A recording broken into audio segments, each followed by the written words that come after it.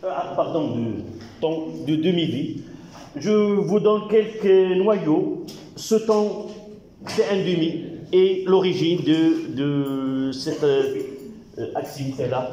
Je commencerai par le rubidium. Donc, vous notez en même temps que moi. C'est le rubidium 87. Son symbole, c'est RU 8737. Et là, c'est 4,85. 4,85.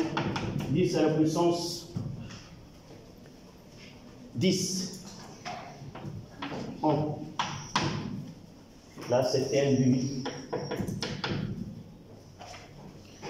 On prendra un autre exemple, c'est l'uranium 238.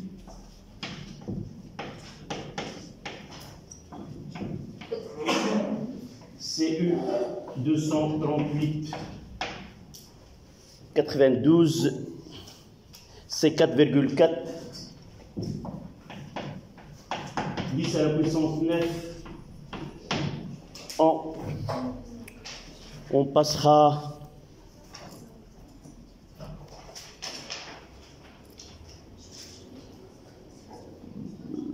l'iode, par exemple. C'est l'iode 131. CI 131 53. Son temps de c'est 8,02 jours.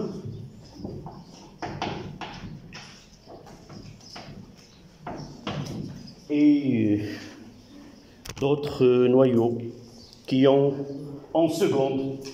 Il y en a même si en millisecondes. Et de temps qui est 10 moins 20 secondes.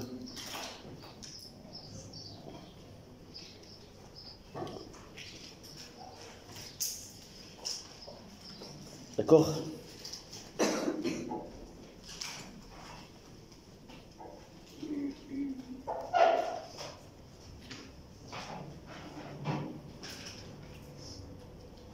Ceci soit, on demande dans un exercice de déterminer ce temps de demi-vie, comme on va voir au paragraphe 3-4, comment déterminer la valeur de T1 demi à partir d'une étude donnée. Donc le rubidium,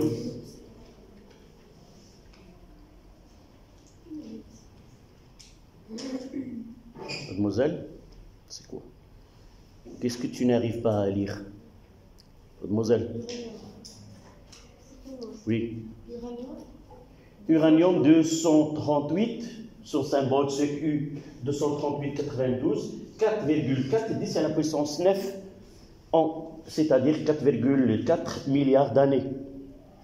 En 4,4 milliards d'années, la moitié de l'échantillon, le nombre de noyaux va être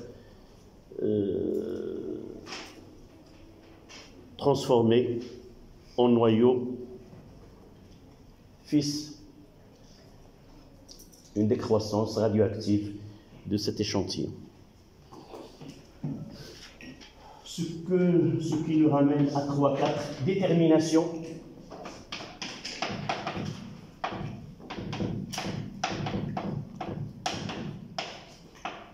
De T1 demi.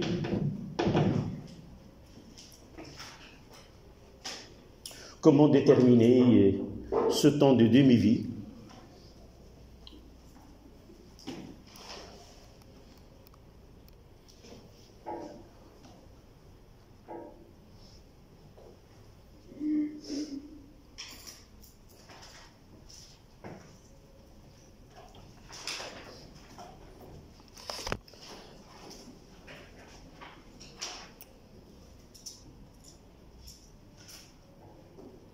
La première façon de déterminer le temps de demi-vie, c'est à partir d'une courbe donnant n en fonction du temps. Donc, si nous avons cette courbe,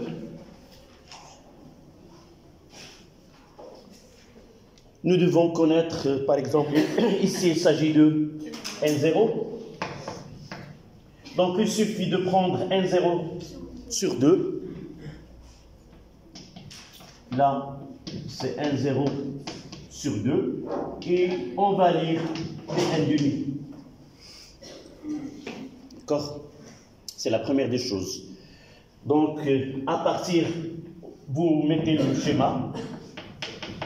À partir de N0 sur 2,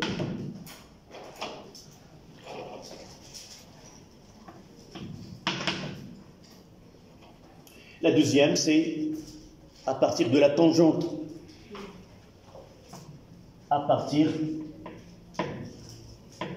la droite, n est égal à T0. On va la noter, généralement il est donné dans un exercice. Là, cette intersection, ça donne, nous l'avons mentionné sur le schéma, c'est taux. On fera un exercice où on montrera, on établira l'équation de cette tangente et on va mettre comment l'intersection de cette droite avec l'axe des temps dans taux. Je l'ai fait d'une façon au hasard.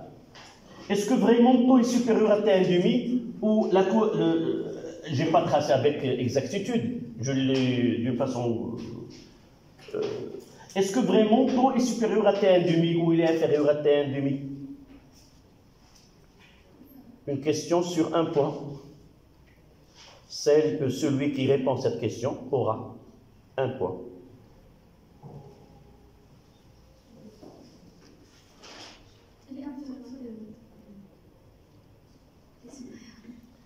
Je conserve ta réponse et je laisse l'opportunité à d'autres, tes camarades. Ils n'auront plus besoin de ce point. Sinon, on prendra ta réponse. Oui. Inférieur. Vous savez, dire inférieur ou dire supérieur, ça ne donne rien en physique. Parce qu'il y a une relation entre oui. Donc, elle doit continuer sa réponse et s'il n'arrive pas à justifier, il a dit inférieur, comme si c'est la réponse finale. Mais toute réponse en physique doit être justifiée, soit par un procédé mathématique, soit par... Mademoiselle, tu continues. Tu as dit, elle est inférieure. Quelle est ta justification? C'est-à-dire, je dois passer par là. Je dois la faire ici. Ou là. Donc, je passe à ta copine. Oui. Tu me donnes la relation. T1,5 est égal ln de 2 sur lambda. Et lambda, c'est quoi? D'accord. Ça sera taux ln de 2. Et tu continues ta justification. Et après, tu connais ln de 2. Si tu ne le connais pas, tu utilises ton calculatrice. Je vais t'aider. C'est 0,7. C'est taux fois 0,7. À peu près, c'est 0,69. Donc tu continues. Sinon, quelqu'un prendra la relève à cette réponse.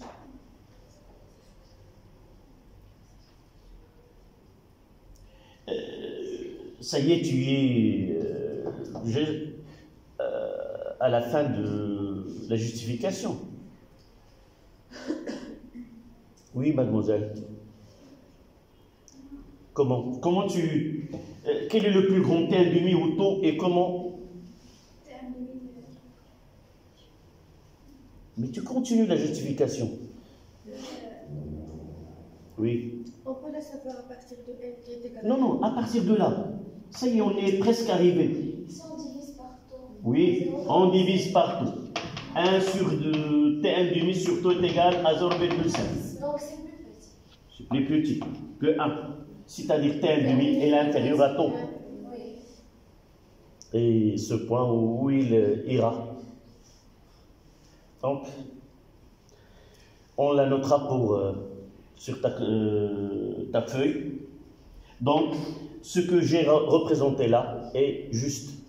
Donc, T1 demi, elle est vraiment inférieure à taux. D'accord?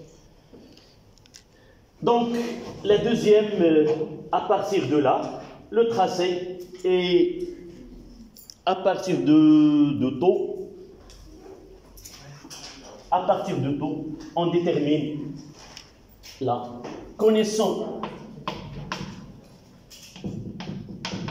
taux T1 demi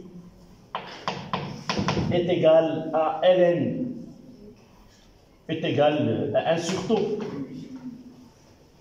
Qu'est-ce que non? Ln de 2, c'est taux Ln de 2. Voilà. D'accord?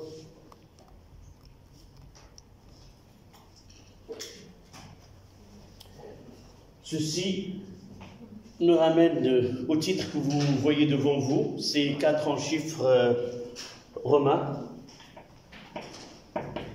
Activité d'un échantillon de noyau radioactif. Maintenant, tu vas dire à la maison que je viens d'avoir un point supplémentaire au lieu de 1,5 pour ce schéma. Essayez d'être attentif. Parfois, on pose des questions.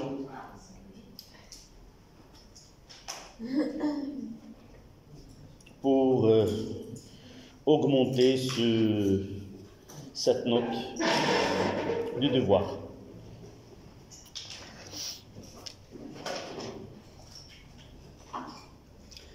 Activité d'un échantillon de noyau radioactif, on commencera par 4.1. Définition.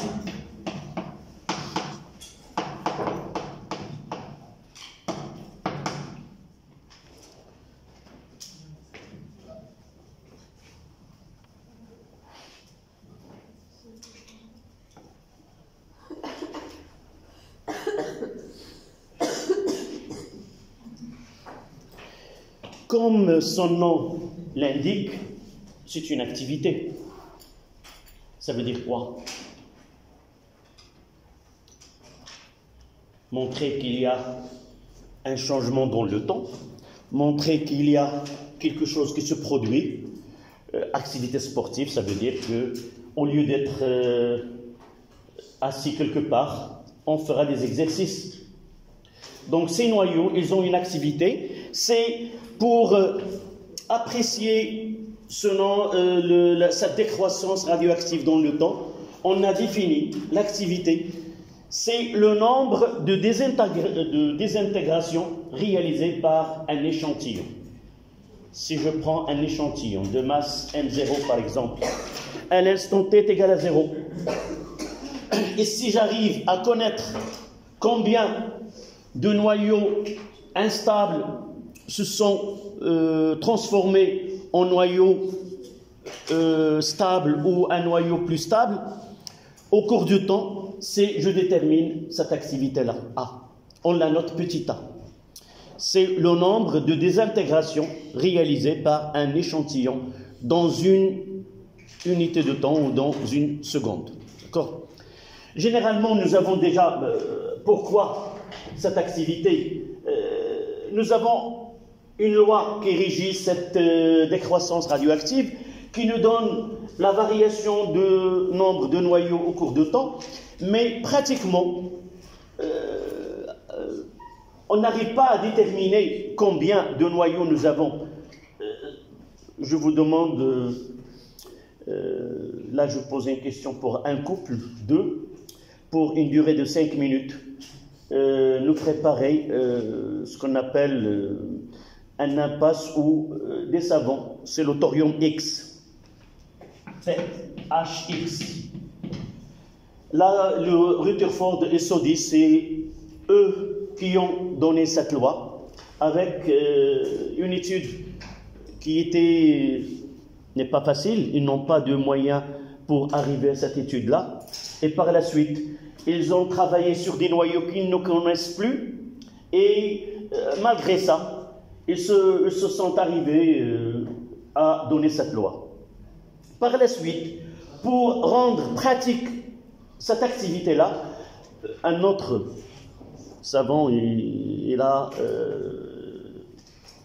élaboré un appareil qui permet de donner d'une façon pratique ce nombre de décroissance ou ce nombre de désintégration. Cet appareil, c'est l'appareil de Geiger. Généralement, en physique, toujours, chaque grandeur, on lui associe un appareil. Par exemple, pour connaître l'intensité de courant, nous avons un ampèremètre. Pour connaître la tension ou une différence de potentiel, on utilise un voltmètre, ainsi de suite.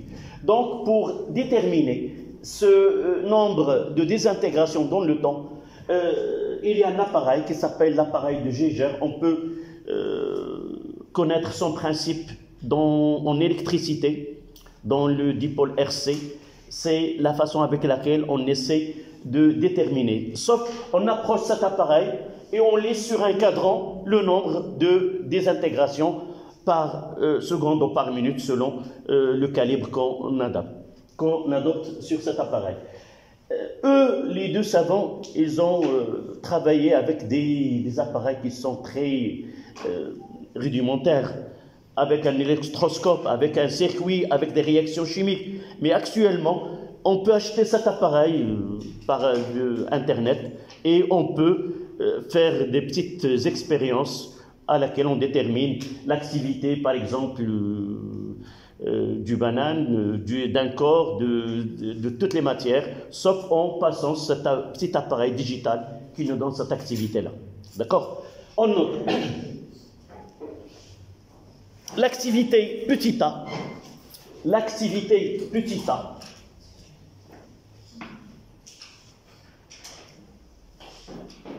d'une source radioactive, l'activité petit a d'une source radioactive est égale au nombre moyen,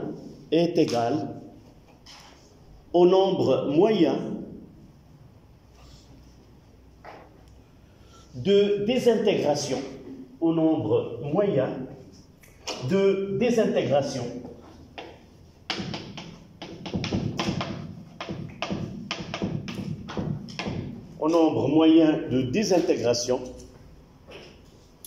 par seconde au nombre de désintégration par seconde de l'échantillon. Pourquoi on a utilisé le mot moyen, le nombre moyen?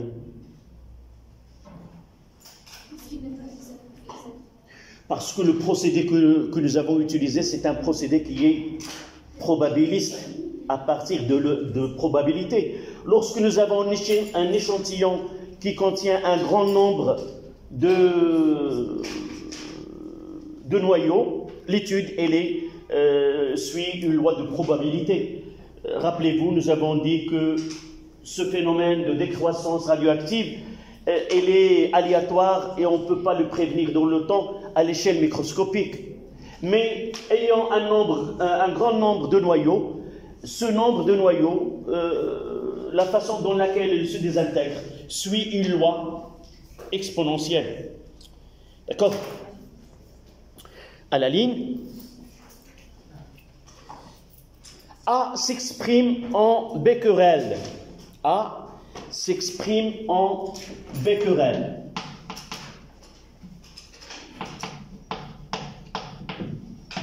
A s'exprime en becquerel. Entre parenthèses, ce symbole c'est BQ.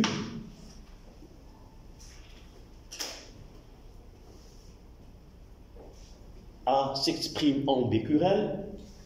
Son symbole c'est BQ. En hommage au physicien en hommage au physicien de même nom. En hommage au physicien du même nom. C'est l'un des savants qui ont travaillé dans ce domaine-là, et même celui qui a détecté cette activité radioactive dans son bureau, en travaillant sur le sel d'uranium, oui, qui porte ce nom.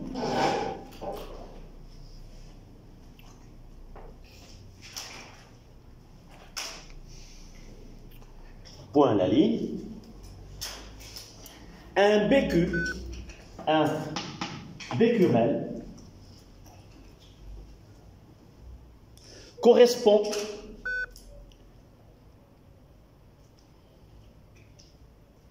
à une désintégration par seconde. À une désintégration par seconde.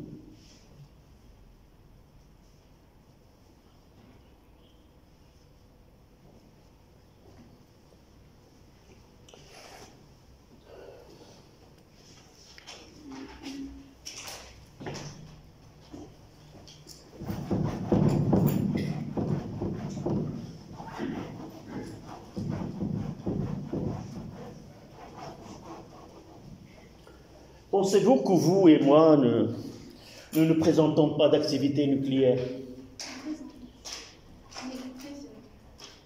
On va voir des exemples. La matière, d'une façon générale, elle présente cette activité. On prendra comme exemple la source. Là, exemple. La source et son activité A.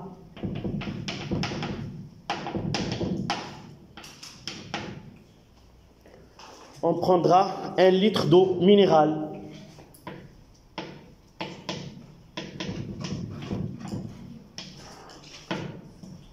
Ou l'eau de mer, c'est la même chose. Son activité, ça, là, en becquerel, en bécu. C'est 10.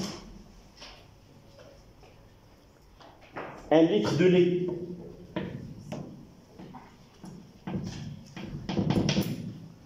C'est 80.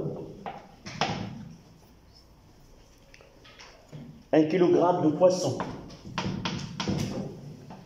Ça, ces exemples, ils ne donnent pas, c'est pas par la suite, on ne doit pas utiliser cette matière.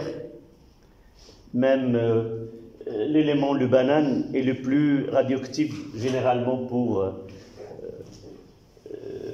les fruits. Et on parlera par la suite. Il y a un seuil où, à partir duquel cette activité elle est dangereuse. Donc, 1 kilo de poisson,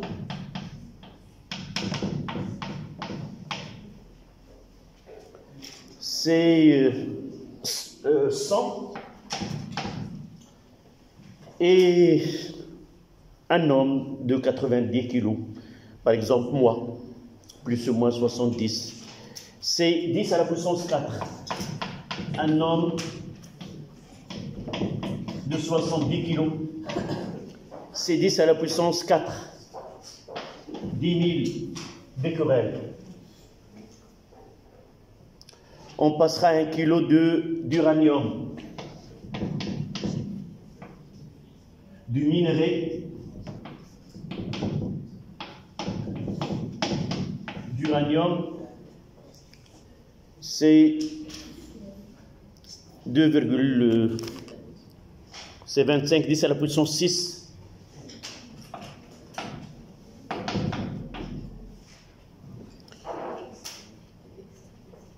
Et la radioisotope pour les diagnostics médicaux. Diagnostics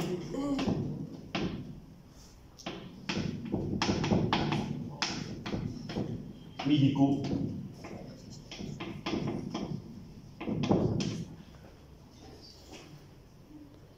Donc le radioisotope pour les diagnostics médicaux, c'est 70, 10 à la puissance 6.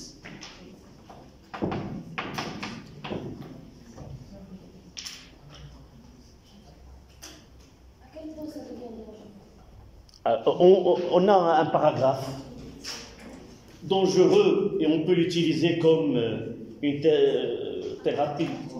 On verra par la suite. Je n'ai pas donné le plus pour ne pas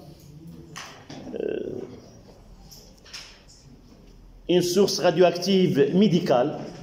Là, pour traiter les cancers, il a une valeur qui est 10 à la puissance 9, 12, 15, 10 à la puissance 15 becquerel.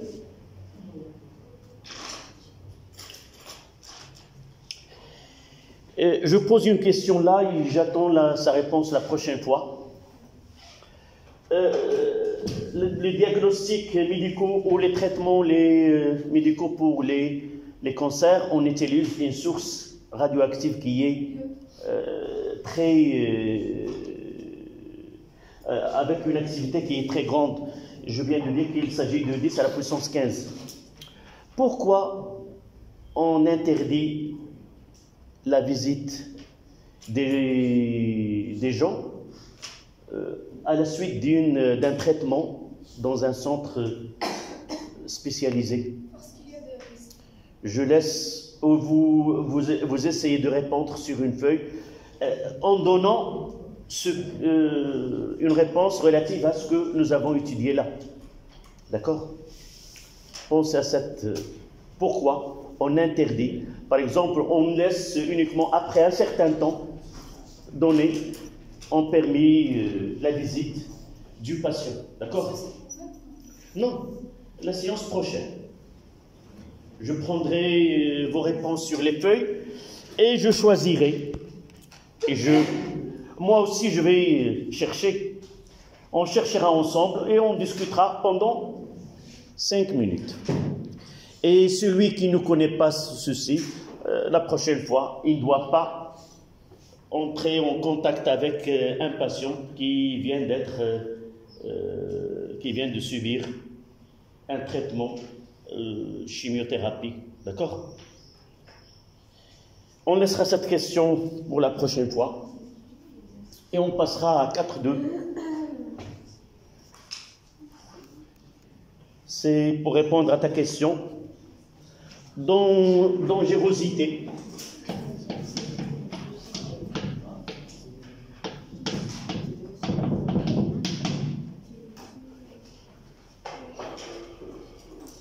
Dangerosité de source.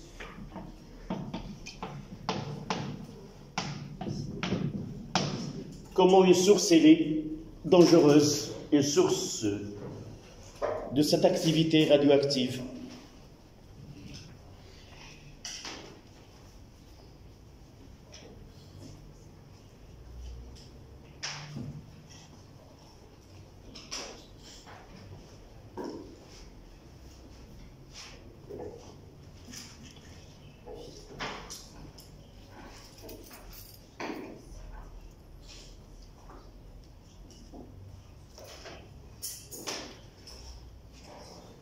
Diagnostics médicaux, 1 kg de minerai d'uranium et un homme, 1 kg de poisson, 1 litre d'eau. Donc, nous avons déjà parlé de caractère ionisant de ces radioactivités, bêta-, bêta+, et alpha, aussi gamma. Donc, ils ont un pouvoir qui est pénétrant, surtout pour alpha et gamma. Gamma, c'est la plus dangereuse, c'est-à-dire elle est capable de traverser et arriver jusqu'au niveau de cellules, et même elle peut modifier l'ADN, cet acide où il est... oui, responsable de la génétique. Et si vous lisez ce qui s'est produit au Nagasaki ou au Hiroshima, c'est-à-dire les générations qui viennent des suites présentent des anomalies. Et c'est ce qui se produit à niveau de cet ADN. Donc, pour nous, nous avons essayé de lier les grandeurs physiques que nous étudions avec cette dangerosité. C'est-à-dire, si nous revenons à T1 demi, c'est le temps pendant lequel on prend deux échantillons qui ont T1 demi différents. Lequel est le plus dangereux? Non, uniquement à partir de T1 demi. Ça veut dire le temps on est exposé à cette source.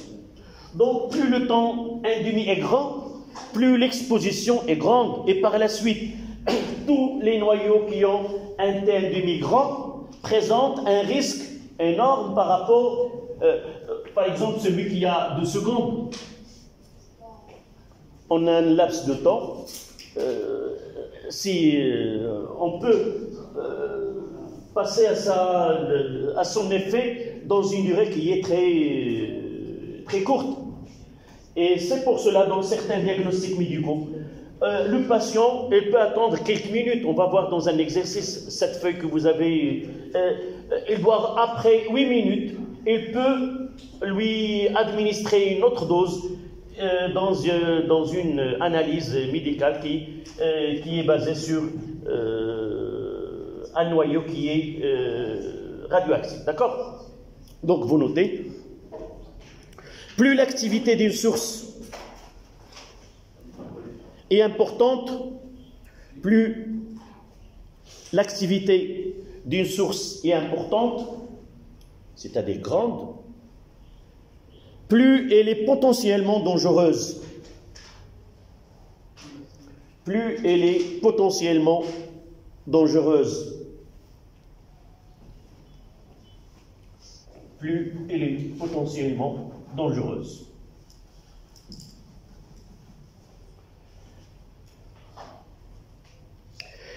Comment on peut mettre ce que je viens de dire dans une équation? T1 demi est égal à quoi? Ln de 2 sur lambda. Et si j'arrive à... pardon, j'ai pas donné A. On est passé le diagnostic, on parlera tout à l'heure. Ça donne Ln de 2. Donc on parlera au paragraphe 4.3 tout à l'heure. Donc à la ligne, on laissera ce A.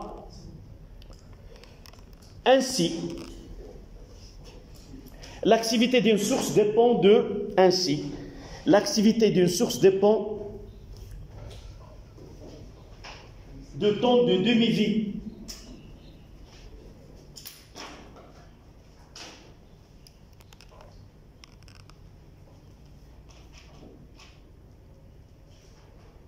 Plus elle est grande, plus elle est dangereuse.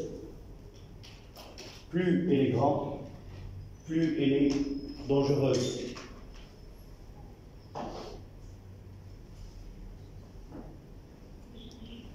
Virgule. Et il dépend aussi du nombre de noyaux radioactifs. Et il dépend aussi du nombre de noyaux radioactifs présents. Il dépend aussi du nombre de noyaux radioactifs présents.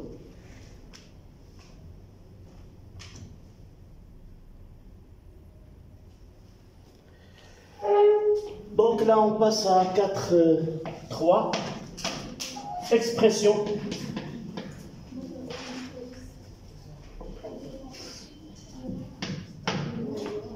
De A de T.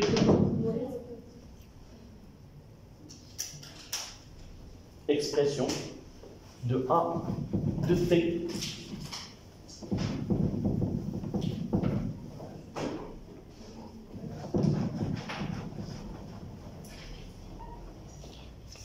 Donc, l'expression mathématique A de T est égale à moins D de N sur dt. C'est l'opposé de la dérivée de N de T par rapport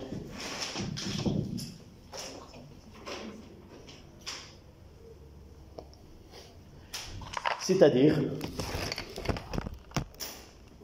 quoi? Oui, vous faites la dérivée et vous me donnez l'expression A de TC. C'est quoi N? N, c'est N0 exponentielle moins lambda T. Exponentielle de AX, selon vous, selon les mathématiques, c'est de AX est égal à quoi? A exponentielle de AX. La dérivée. Si nous avons exponentielle de AX, en dérivée, ça donne A exponentielle de AX. D'accord? Nous ne l'avons pas dit. D'accord. Vous n'avez pas étudié l'exponentielle comme fonction mathématique? Pas encore. Parmi les fonctions comme cosinus, sinus, tangente, on écrit sinus de AX plus B. Donc, nous avons une autre fonction qui s'appelle exponentielle, qu'on peut écrire exponentielle de AX ou de AX au carré, ou... D'accord? Et dans ce cas, c'est quoi? A, c'est une constante. Non, moi là. Non, on va utiliser par identification là. Donc, si je veux faire la dérivée de cette grandeur, là, c'est une constante, je la laisse ici, n. La dérivée A, c'est quoi ici? Non, c'est pas lambda. Moins lambda. D'accord? Donc, c'est moins. Je commence d'abord par le moins, n0, moins lambda, et c'est quoi? Exponentielle de moins lambda t. Non, lorsque je dis A, c'est une constante qui appartient à R. Il peut être positive, peut être négative. D'accord? Tu reformules ta question.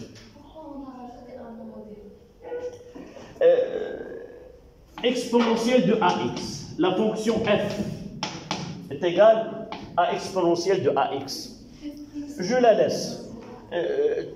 Vous avez étudié cosinus de AX? Qu'est-ce qu'on fait? Là, c'est une fonction qui est quoi? F rangée de x. Deux fonctions. Il y a la fonction exponentielle, il y a la fonction AX. La dérivée de f qui est égale, c'est quoi? C'est f prime. C'est f rangé. F prime est égal à f rangé fois f prime de x. C'est-à-dire, je dois faire la dérivée de cette fonction-là, et la dérivée de AX c'est A, et exponentielle de x, prime, c'est exponentielle de x. La dérivée de la fonction est la fonction elle-même, pour l'exponentielle, lorsqu'il y a 1 ici. D'accord? Donc, pour nous, donc lorsque j'ai mis A ici, c'est la valeur qui est avec le variable x. Mais pour nous, on fait le t. Donc le variable, c'est le temps. Donc on gardera, au lieu de mettre x en variable, on mettra le temps. Et nous aurons l'occasion de travailler sur cette fonction par la suite en électricité. Ça deviendra une fonction qui est habituelle dans nos équations par la suite. D'accord? Donc ça donne l'expression finale, c'est quoi? C'est A de t, moins avec le moins, c'est lambda n0, exponentielle moins lambda t. Nous avons déjà parlé de fonctions exponentielles et la fonction logarithme. Ce sont des fonctions numériques. Ça veut dire quoi? Ils n'entrent que sur des grandeurs sans unité, sans unité. C'est pour cela que nous avons là en seconde et l'unité de lambda c'est en seconde moins 1. De telle façon que l'exponentielle c'est d'un nombre. D'accord? Donc, si celui-ci est sans unité, donc l'unité de lambda n0 c'est quoi? Sachant que l'unité de A, c'est, on vient de la définir, c'est le becquerel. Donc ça sera là, aussi c'est une activité, mais à l'instant t est égal à 0. Donc on notera que A de t est égal à A0 exponentielle moins lambda t. C'est l'expression de l'activité d'un échantillon de noyau radioactif au cours de temps. Avec A0, si l'activité à l'instant t est égal à 0. Ça veut dire quoi? T est égal à 0, c'est-à-dire maintenant. Il y a un attend, on attend après un certain temps et on essaie de déterminer cette activité au cours de temps. Là, on va voir cette relation-là, cette expression. Il nous sera utile dans le paragraphe qui suit, c'est comment déterminer l'âge de certaines roches ou la datation. Pour comprendre ce A0 et ce A, ça veut dire, si je trouve un échantillon qui est très ancien, un morceau de bois qui date d'une période très ancienne, donc je peux approcher cet échantillon pour une masse donnée, 1 gramme par exemple, un appareil qui s'appelle le compteur de Geiger, et je peux lire son activité sur cet appareil. Par exemple 150 becquerel, ou 150 désintégrations par seconde. Mais pour connaître, là c'est un instant donné, pour connaître un instant, qu'est-ce que je dois faire? Je dois chercher maintenant, dans une région donnée, un bois qui est la même composition. Et je vais essayer d'approcher ce gramme-là de cette matière-là au même appareil. On lira à 0 actuellement. Le problème, c'est que dans certains cas, on n'arrive pas à trouver un échantillon qui se trouve actuellement. Ceci se fait sur, on va voir la datation, c'est pour le carbone 14 ou pour d'autres méthodes qu'on fera par la suite. Donc, notez cette... Oui. Pourquoi on a dit que A à l'instant t c'est moins t sur t? Là, c'est la définition. On définit l'activité A comme étant évidemment, nous n'avons pas donné comment on a établi la loi de décroissance radioactive. Là, n est égal à 1,0 exponentielle moins lambda t. Nous l'avons admis comme ça, sans casser la tête, avec des relations mathématiques que vous n'avez pas. Vous n'avez pas étudié l'intégrale, la fonction primitive. Mais l'autre face de la fonction primitive, c'est l'intégrale. Vous n'avez pas vu cela, ce symbole-là. Donc, c'est pour cela qu'on donne ces relations prêtes à utiliser sans chercher comment nous l'avons défini. Donc, là, c'est une définition. Il faut bien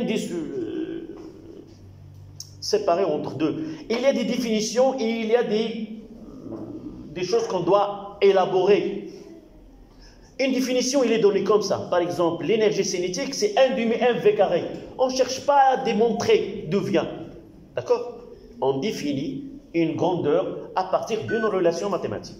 On doit l'accepter comme ainsi. D'accord? Donc, essayez de prendre cette expression. Il nous reste des relations utiles à l'exploitation de cette relation. On le fera dans 5 minutes. Si je reviens à cette relation-là,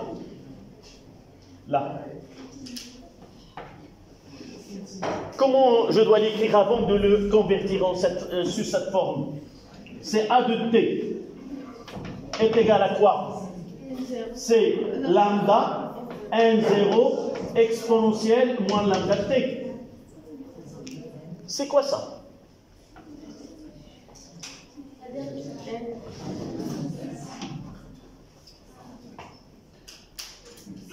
Ça veut dire quoi? ça veut dire qu'on peut écrire que A de t est égal à lambda n à l'instant t. Soit nous utilisons cette définition-là, que A de t est égal à lambda fois n, soit nous utilisons l'expression donnée par la dérivée de la fonction n. D'accord? Généralement, on utilise celle-ci. Et de là, on tire que A à l'instant t est égal à 0 est égal à lambda n 0. D'accord? Je vois qu'on n'aura pas ce 5 minutes. Non? On doit s'arrêter pour 5 minutes? Bien. Mais 5 minutes n'est pas... Donc, en résumé de ce que nous venons de voir, que n de t est égal à n0 exponentielle moins lambda t, et que a de t, l'activité, c'est a0 exponentielle moins lambda t. La première, c'était cette loi universelle de décroissance qui nous a donné comment suivre au cours de temps cette décroissance ou la désintégration d'un échantillon donné. Mais A, c'est un outil pratique pour déterminer à un instant donné quelle est l'activité d'un échantillon donné. À l'aide d'un appareil, nous pouvons déterminer l'activité d'un échantillon à n'importe quel instant.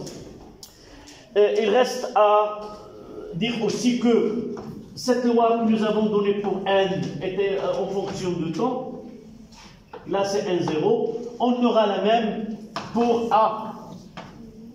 A en fonction de temps, et on aura là, c'est A0. Et la tangente nous donne taux, et là, la tangente nous donne taux. Et même A0 sur 2. Ça donne T1,5 et 1,0 sur 2, ça donne aussi T1,5. D'accord? Donc, soit il nous donne cette courbe, soit celle-ci, on peut arriver à déterminer le temps de lire même. À un instant donné, nous pouvons connaître le nombre de noyaux non désintégrés à un instant donné. Et nous pouvons utiliser celle-là, ou nous pouvons utiliser avec l'activité.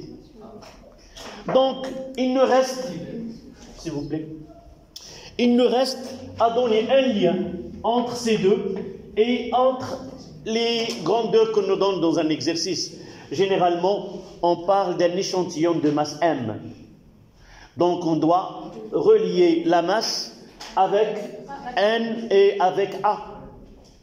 Donc, la relation qui relie, c'est que la quantité de matière N, la première définition que nous l'avons définie, c'est N, la première, c'est N, le nombre sur le nombre d'Avogadro.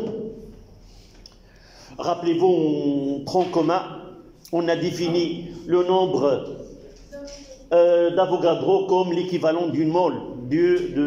Donc, si nous utilisons une règle de 3, on arrivera à cette définition-là. Donc, la quantité de matière, c'est le nombre d'entités qui se trouvent dans un échantillon, divisé par le nombre d'Avogadro. Et c'est aussi la masse sur la masse molaire. Sans oublier, avec ces deux, que A est égal à lambda fois N. Et en remplaçant, on peut donner des relations qui lient le nombre avec la masse, là. Donc, dans une question, on a un échantillon de grammes de tel, déterminer le nombre de noyaux présents dans cet échantillon. Donc, on utilisera cette relation-là, que N est égal à NA fois M sur grand M. Et si je veux utiliser le nombre initial N0, je mettrai la 0 et je mettrai M0. Deuxième relation qui nous donne A. Donc A, là, c'est lambda fois lambda fois M fois NA, le tout sur grand M. D'accord? Et si je veux A0, c'est M0.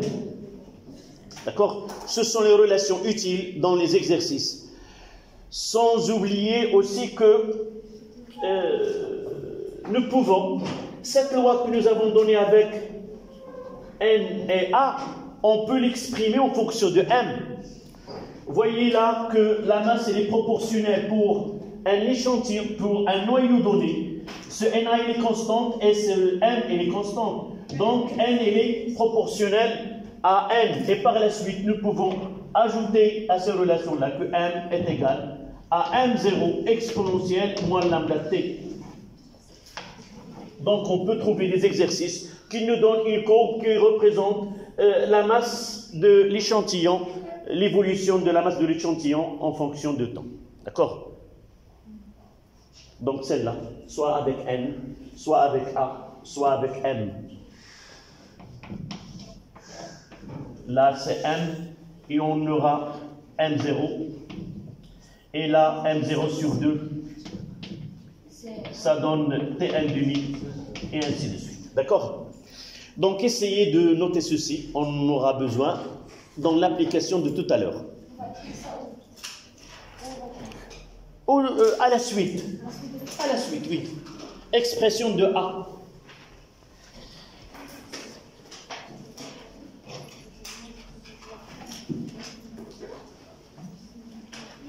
Oui. Non, nous avons poursuivre cette désintégration dans le temps. À un instant donné, on va choisir étudier un échantillon donné. Donc à cet instant, une fois que j'ai déterminé, j'ai par exemple 10 grammes d'une matière donnée, à partir de cet instant, cette masse-là, je vais la considérer comme M0. Et je vais suivre l'évolution dans le temps de ce M0. Sachant que ce M0 qui est considéré à cet instant, elle appartenait avant à un échantillon qui vient d'autres désintégrations. Ne croyez pas que ce M0, c'est là où le phénomène va commencer. Uniquement, c'est une considération. Je considère à cet instant ce que j'ai maintenant, je le considère comme M0. Mais il venait d'une autre masse. Comment? Na c'est 6,02 10 à la puissance 23. Je n'ai pas voulu donner, mais on la trouve dans les exercices. 6,03 10 à la puissance 23 moins 1. Ça, c'est la constante d'Avogadro. Et parmi les paradoxes, il a parlé de cette constante sans la connaître. Avogadro, il n'a jamais su que sa constante valait cette valeur-là. Et donnons hommage à son travail. Après avoir calculé ou déterminé cette constante, on l'a donné le même nom de son créateur, qui est Avogadro.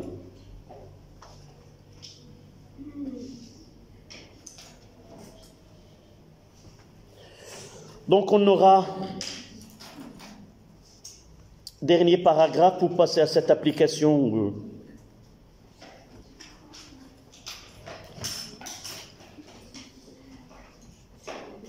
Application de la radioactivité à la datation. 4. Application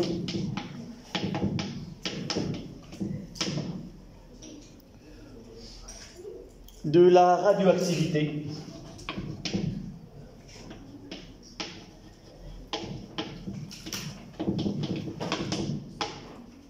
à la datation.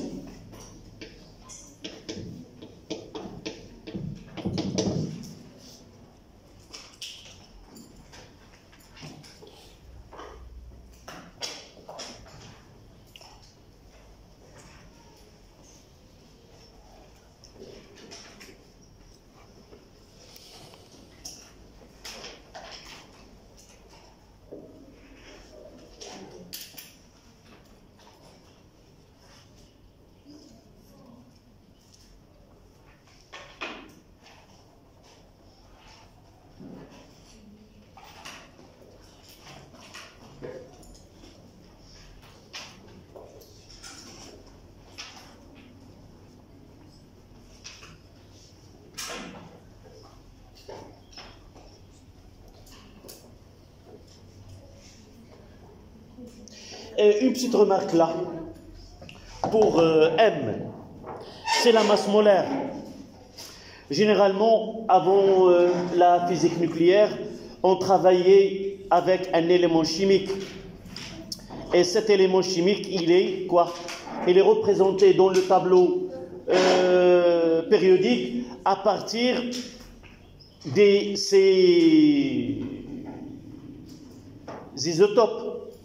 Lorsque nous avons défini la masse molaire de l'élément chlore, 35,5 mol litre moins 1, ce calcul a été basé sur l'abondance de l'isotope 35 et l'isotope 37. Le 37 c'est 0,25 et le 35 c'est 0,75 ou 75%, ce qui nous donne ce 35. Mais rappelez-vous bien, lorsqu'on travaille sur un nucléide, un X à Z, quelle est sa masse molaire dans ce cas-là? Oui, ça sera A. Par exemple, si j'ai uniquement un échantillon de 17,35, uniquement, sa masse molaire est de 35. Donc, si nous travaillons avec un noyau de uranium 238 seul, ce grand M, ça sera A, en grammes mol moins 1. Ça sera 238. Si nous travaillons avec un autre isotope, ça sera A. D'accord? Seulement une remarque ici. Si il nous donne, ça dépend des exercices, parfois en bas d'exercice, on donne la masse molaire de tel comme donnée. Mais si on ne nous donne pas cette masse molaire, il nous oriente vers considérer que A de cet noyau, de cet élément-là, c'est la masse molaire. D'accord? Donc je dois attirer votre attention sur ce point-là. Donc qui nous a ramené à prendre la radioactivité comme un moyen de datation? C'est cette loi de décroissance radioactive. D'accord? Dans cette loi, nous avons ce ici.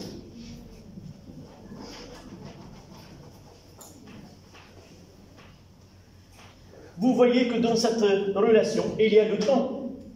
Sauf pour arriver à ce temps-là, à un instant donné, il faut d'abord connaître le nombre de noyaux présents à l'instant t est égal à 0. Il faut avoir un moyen de connaître ce nombre restant de l'échantillon. Et le plus important, il faut connaître ce lambda qui concerne cet élément qu'on va étudier. D'accord? Donc, connaissons le nombre, ça c'est facile de connaître un 0, le nombre. Et là, nous devons utiliser un moyen ou un appareil qui nous permet de connaître ce nombre. Celui-ci, il est donné par quoi? C'est par A. A de t est égal à A0 exponentielle moins lambda t. Soit dans l'exercice, il nous demande de calculer le nombre n à un instant donné, soit qu'il nous donne l'activité de cet élément à un instant donné à partir, en utilisant un appareil donné. D'accord? Dans ce cas-là, nous trouvons que n sur n0 est égal, quoi? À exponentielle moins lambda t. Donc, je dois arriver à donner l'expression de t en fonction des autres paramètres. Comment j'arriverai Oui, pour enlever l'exponentielle, on utilise ln. Pour enlever, entre guillemets, je m'excuse pour les profs de mathématiques, cette expression enlever n'a pas de sens. Je dois utiliser la fonction réciproque. F moins 1 rond f, ça donne x, ou f rond f moins 1, ça donne x. Donc ln de n sur n0 est égal à moins lambda t. Et de là, je peux utiliser que t est égal. Je changerai le moins ici. Cette valeur-là, est-ce qu'il est supérieur à 1 ou inférieur à 1? 1 sur n0. Inférieur à 1. Entre 0 et 1, le ln il est négatif. Donc je peux mettre T est égal à ln de n0 sur n, le tout sur lambda. Voilà le temps. Donc, connaître n0, pardon, c'est n0 sur n. Connaissant lambda, n et n0, nous pouvons déterminer ce temps-là. C'est clair ou... Non, uniquement, je peux le garder. Je peux écrire T est égal à moins ln de n sur n0 sur lambda. C'est la même chose. La même, regardez, ln de A sur B est égal à moins ln de B sur A. Ça, c'est une propriété que nous avons déjà donnée. D'accord? Je rappelle, ln égale A plus n est égal à n ln de A. Et ainsi de suite, ln de... Nous l'avons déjà donné. D'accord? Donc, écrivez. Je dois là, ici. Non. Si je conserve celle-là, elle est là. Mais regarde là, j'ai inversé pour éliminer le moins, j'ai utilisé cette propriété. Mais là, c'est déjà écrit.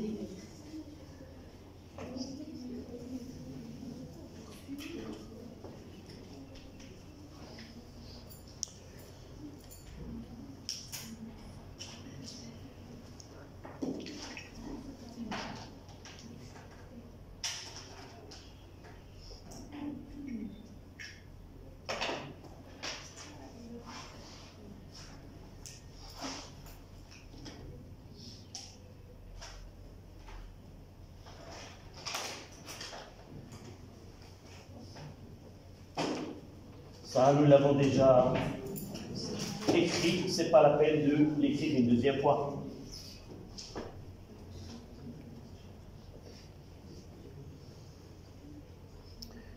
On écrira une phrase.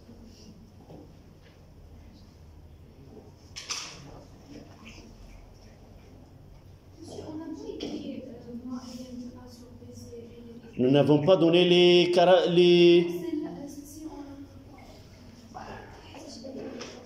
ln de A fois B est égal à ln de A plus ln de B. ln de A sur B est égal à ln de A moins ln de B. ln de A à la puissance n, c'est n ln de A. Et ln de 1 est égal à 0. Aussi, ln de exponentielle de A est égal à exponentielle de ln de A est égal à 1.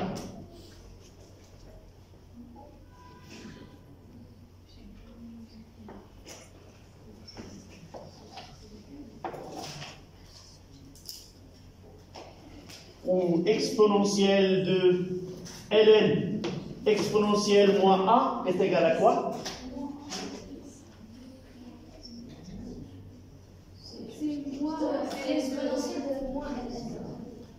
Comment?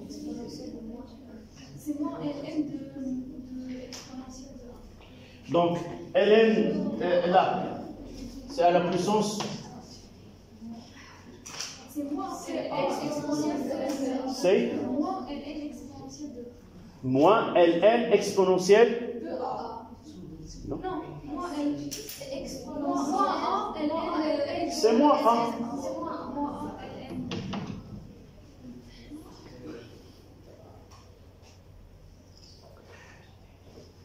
Là, si x, je peux utiliser que ln exponentielle de ln de x est égal à x. Moins a. Là, c'est x. Et ça donne x. D'accord?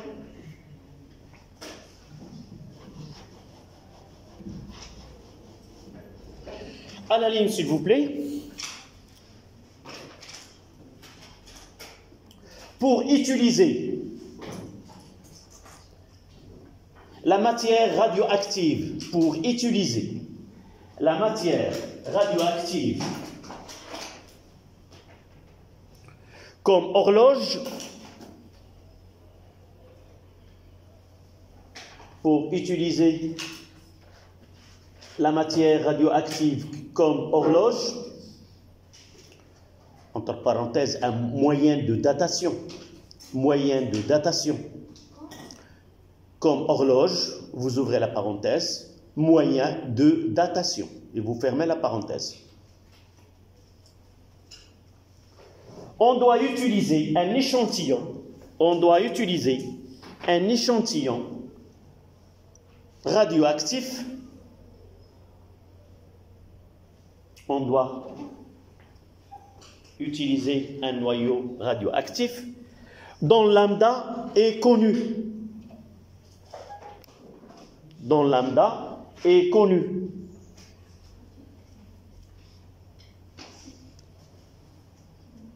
Dont lambda est connu. Et il faut connaître N0. Et il faut connaître N0. Et entre parenthèses quoi? Ou A0. Il faut connaître N0 ou A0, entre parenthèses. Et avoir, c'est ça le plus important, et avoir un moyen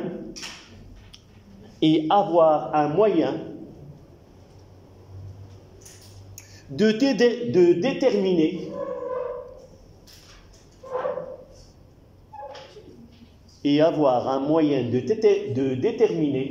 N,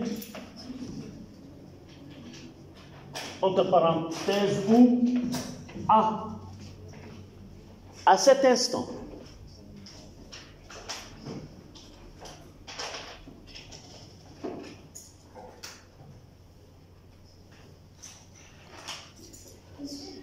Oui. Deux, oui, évidemment. Dans la phrase, nous avons utilisé N et A, N0 et A0, N et A. Ça dépend de l'exercice. C'est l'exercice qui nous oriente vers utiliser soit A, soit N. Oui, mademoiselle. Oui. Quoi?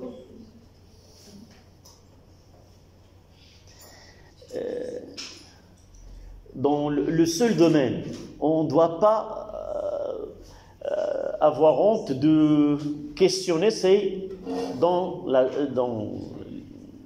les études. Donc, si une chose qui n'est pas claire, il faut la poser et on va l'éclaircir. D'accord? Donc, à la ligne, comment choisir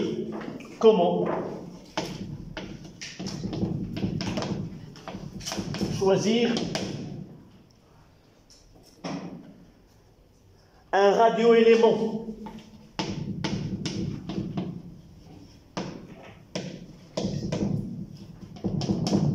Comment choisir un radioélément?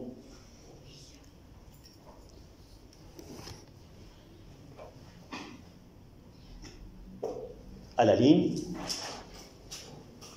il faut tout d'abord estimer l'âge d'un échantillon. Il faut tout d'abord estimer l'âge de l'échantillon à dater.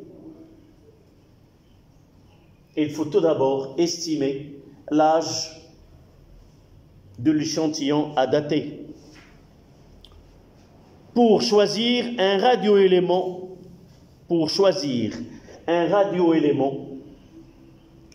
dont la demi-vie est en rapport avec cet élément. Il faut choisir un radioélément dont le temps de demi-vie ou dont la demi-vie est en rapport avec cet âge. Il faut choisir un radioélément dont le temps de demi-vie ou dont la demi-vie est en rapport avec cet âge. Je m'explique, on aura l'occasion de traiter ça dans un exercice. Le temps de demi-vie, par exemple, de l'élément carbone est de 5000 800 ans, 5300. On trouve des valeurs différentes d'un exercice à un autre. Mais généralement, ça ne dépasse pas 5800 ans. Mais pour déterminer l'âge d'un échantillon donné, on doit d'abord donner une valeur présumée. Par exemple, on connaît que certains dinosaures vivaient il y a des millions d'années. Donc, est-ce que l'élément, par exemple, carbone 14, est adéquat dans cette étude? Non. Donc, pour la première des choses, il faut connaître d'abord l'âge présumé, dans quelle période a vécu cet animal ou cet échantillon. Et par la suite, on choisira entre l'élément carbone, entre l'argon, entre l'uranium, et ainsi de suite. D'accord? Lorsqu'on est voisin du... Par exemple, pour le carbone 14, on ne doit pas dépasser 50 000 ans pour déterminer l'âge des échantillons. D'accord? Donc, à la ligne. Car au bout de 10 fois T1 demi, car au bout de 10 fois T1 demi, on considère que les noyaux radioactifs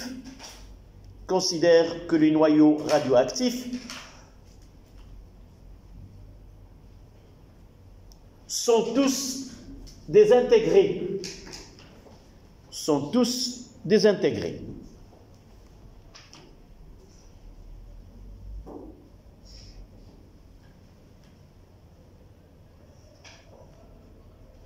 Virgule. Pour la datation des minéraux, pour la datation des matériaux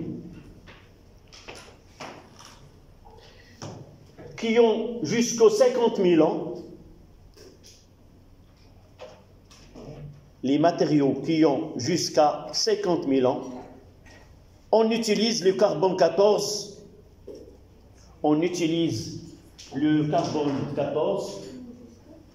jusqu'à 50 000 ans, on utilise le carbone 14 qui a T1 demi, 5600 ans.